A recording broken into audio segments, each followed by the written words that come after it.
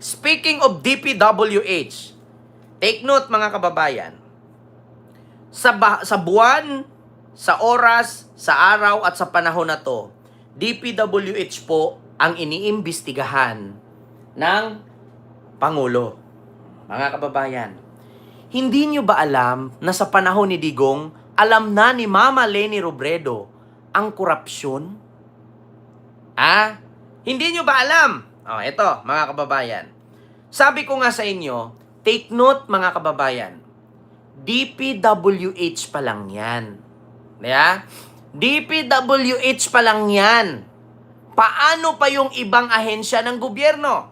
Alam nyo ba mga kababayan, noong panahon ng kasagsagan ng eleksyong 2022, tinanong ng election ng CNN debate si Attorney Leni Robredo ng, ito ang nakalagay, last 2022 election, in a CNN debate, Attorney Leni was asked, in a relation to corruption, what is the first government agency you will investigate?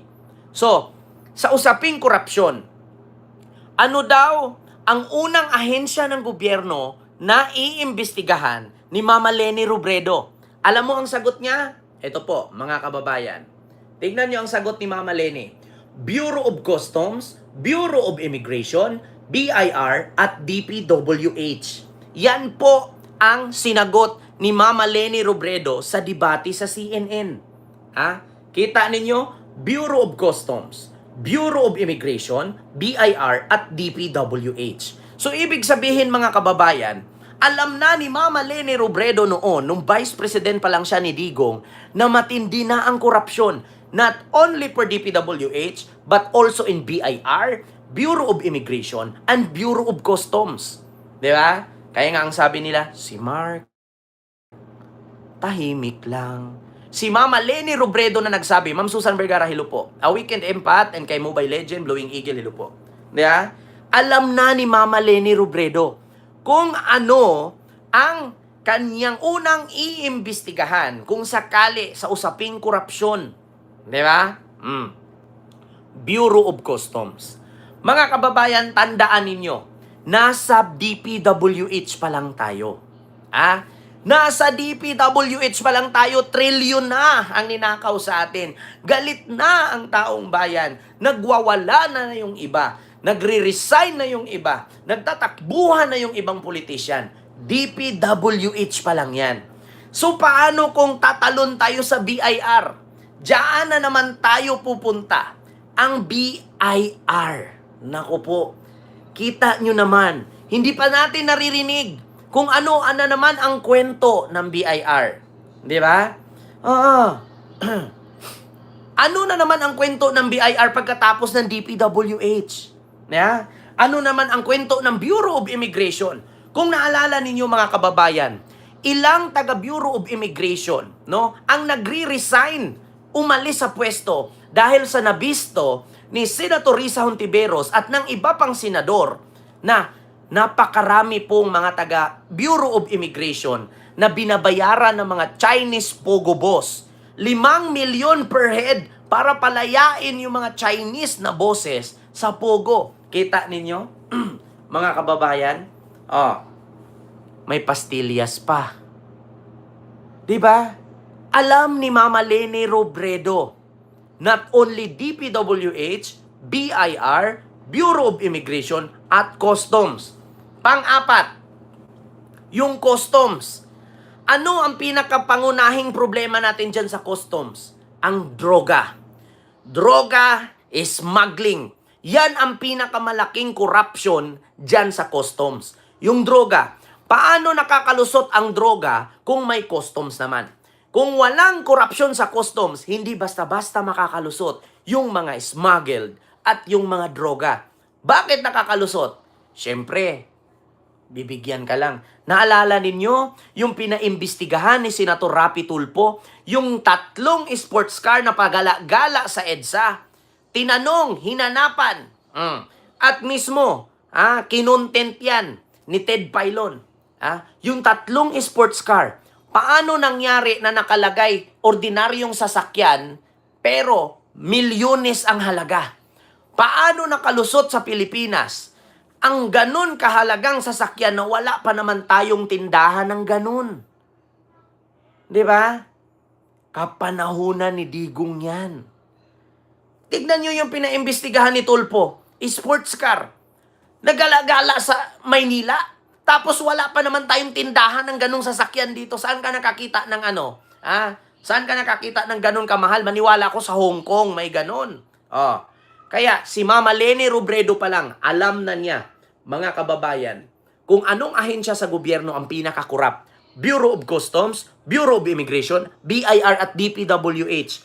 Kaya Pangulong Bongbong Marcos, sana pakinggan mo ang sigaw ng taong bayan. DPWH pa lang yan, trilyon na ang nawawala. Si Diskaya pa lang yan. At iba pa.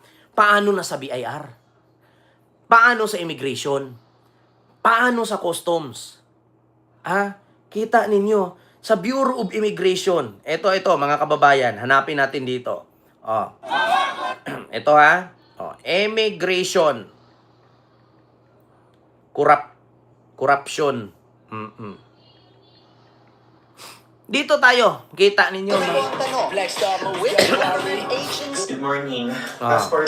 See what your administration investigate first for allegations of corruption. And for Vice President Leni Robredo, yung una po, Bureau of Customs as well.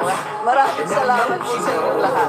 Hello, Bureau of Customs. Yun na po ang Kita ninyo, Bureau of Customs, ang pinaka number 1 na Good pinaka-corrupt. morning. Japanese people are po yung Bureau of Immigration about certain allegations of corruption against Commissioner Rubio. Has this reached your office and what are your instructions? Well, of course, we're looking at it, but you know, this mahirap masyado. Mahirap mapag-aralan ng mabuti kung white paper na hindi pinirmahan at saka walang specifics. But nonetheless, everything like Kita this, we ninyo? look into it. Kaya nung nalaman ni PBBM, ligwak si Rubio. Kita ninyo? Grabe, mga kababayan. Yung galit ninyo, itabi nyo lang yan. Sabi ko nga sa inyo, nasa DPWH pa lang tayo. Napakarami pong ahensya ng gobyerno. Ginastusan mula sa tax ng taong bayan. Mga kababayan. Sir Pao, Rosimo, may galab shout out. Tandaan ninyo mga kababayan, DPWH pa lang yan. Maraming ahensya ng gobyerno ginastusan ng pera. Pinunduhan not only millions but billions. Billions. Mga kababayan ang usapin dito. Billions. Hindi million. Take note, mga kababayan. If Japan can produce trillions of money, unti lang ang tao sa kanila. How comes pa ang Pilipinas? 120 million tayo. 'Di ba? 120 million tayo. So kung ang Japan, unti lang sila, pero di can produce trillions of money, how comes pa ang Pilipinas? 120 million tayo, ilan lang ang populasyon sa Japan. Pero kaya nilang mag-produce ng trilyon sa government nila. Paano pa tayo? Kaya huwag kayong maniwala na naghirap ang Pilipinas. Huwag kayong maniwala na walang pera sa Pilipinas. May pera ang Pilipinas. Kinain lang ng buhay ang pinalitsyon ni Sara sa Davao. Kita ninyo? Kaunti lang ang tao sa Japan. Pero yung government nila kayang mag-produce ng trilyon. Diba? Sa Pilipinas pa kaya? 120 million tayo, hindi natin kayang mag-produce ng trilyon? Trillion by trillion kayang i-produce. Hindi mahirap ang Pilipinas. Take note. Maniniwala kayo mahirap ang Pilipinas? Maniniwala kayo mahirap? Hindi. Bakit? Tignan niyo mga DDS. Wala na nga makain pero inuna pa yung load. O ibig sabihin, hindi sila naghirap. Bakit? Tiisin nila yung gutom basta makapag-chismis lang sa social media? Kita nyo yan? Ganyan ang gawin ninyong example.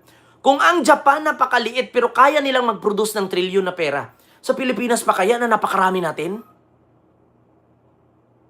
Di ba?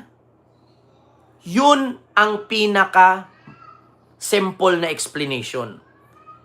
Ano pa ang bansa na maliit na kayang mag-produce ng trilyon? Not only trillion, double ba? Double trillion pa. Di ba? Ano pang bansa na maliit lang? Australia. Tignan niyo yung Australia. Mas marami ang population ng Philippines kaysa sa Australia. Mas marami ang population ng Philippines kaysa Singapore. Pero kaya nilang mag-produce ng trilyon. Pero bakit sa Pilipinas na napakadami natin, hindi ba tayo kayang mag-produce ng trilyon? Yan ang pinaka-the big example. Singapore, ilan lang sila? 2 oras, maikot mo na yung buong lugar. 2 hours lang. Buong Singapore, maikot mo na. Bilangin mo ang tao sa Singapore. 80% foreigner. 20% local. New Zealand. Tignan ninyo. Napakaunti lang. Pero kaya nilang mag-produce ng trilyon. Tignan nyo Singapore. Example ng Singapore at Japan. Sa Singapore, 80%